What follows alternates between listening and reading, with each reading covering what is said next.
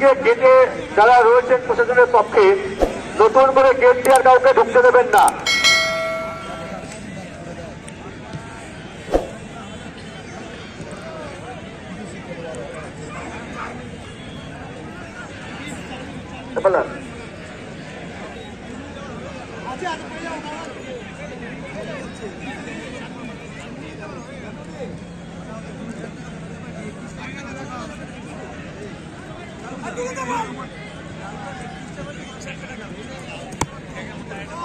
হাজার 290 আর 83,250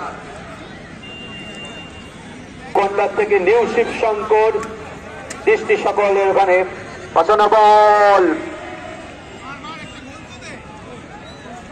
সরাসরি গোল রক্ষকের।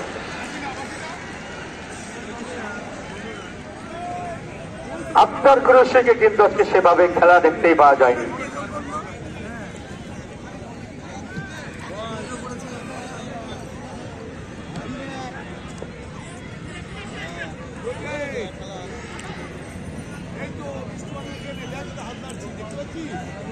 আগামীকাল দ্বিতীয় সেমিফাইনালের দুটো দলকে বলবো অফিস রুমে দেখা করার জন্য আমাদের স্টেডিয়ামের নিচে অফিস রুমে,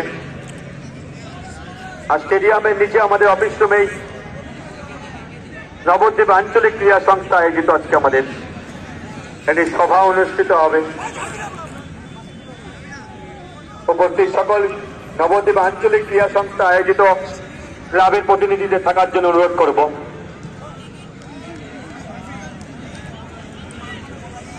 হ্যালো, আফতার কুরশি